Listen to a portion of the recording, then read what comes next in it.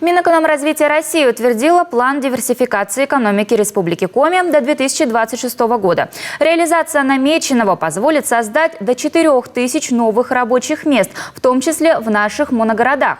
Всего в плане 41 инвестиционный проект. Большая часть направлена на глубокую переработку древесины, нефти, газа и других неугольных полезных ископаемых. Диверсификация экономики приведет к комплексному развитию не только промышленности, но и позволит развивать другие отрасли.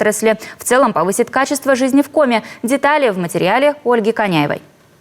Зависимость от добывающей отрасли в 2020 году сыграла не в пользу региона. И такая ситуация сложилась не только в Коми. Спрос на углеводороды упал во всем мире. С ним цены, объемы и поступления в бюджеты от нефтедобывающих предприятий. Ставка на глубокую переработку. Таков новый вектор развития экономики региона. Российская Федерация ждет от нас переработки нефти, газа, угля, добычу нерудных и неметаллических полезных ископаемых и переработку их,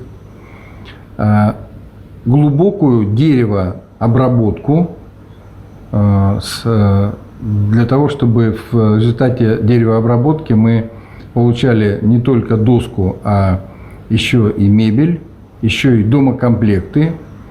И вот все это как раз включает в себя план, который состоит из 41 мероприятия или инвестиционного проекта. В результате работы этого плана, реализации этого плана будет создано почти 4000 рабочих мест. Инвестпроекты запланированы в городах и районах Коми по разным отраслям, в уже действующих или новых направлениях. Отдельное внимание моногородам. К примеру, в Инте до конца 2023 года появится импортозамещающее производство по выпуску карбида кальция, ферросплавов и минеральных удобрений. Предприятие составит конкуренцию экспортерам Казахстана и Китая. Кроме того, предполагается реконструкция завода ЖБИ с увеличением выпуска дорожных плит до 1800 в месяц и модернизация агрокомплекса Инта Приполярный. Производство кормов и переработка шкур, создание предприятий по выпуску молочной продукции. Подробно с цифрами и ожидаемым результатом в плане расписан 41 проект с общим объемом инвестиций почти 90 миллиардов рублей. Реализацию плана мы планируем осуществлять как за счет действующих, так и новых инструментов поддержки. На сегодняшний день мы очень плотно работаем с Фондом развития моногородов, с Фондом развития промышленности, с региональным фондом развития промышленности. Также планируем использовать те меры государственной поддержки, которые предусмотрены для резидентов арктической зоны.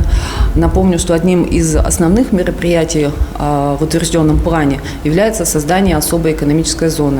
В Емве-Тосэр, территория опережающего социально-экономического развития, в Инте, в Воркуте, Усинске, Уссурийском районе арктическая зона. Там уже действуют особые условия для бизнеса. Но этого недостаточно, считают в Минэкономразвития Коми, а потому в плане новая инфраструктура поддержки. В частности, создание в Сыктывдинском районе особой экономической зоны «Север». Якорным резидентом станет компания «Лузалес» с проектом строительства завода по выпуску плит МДФ.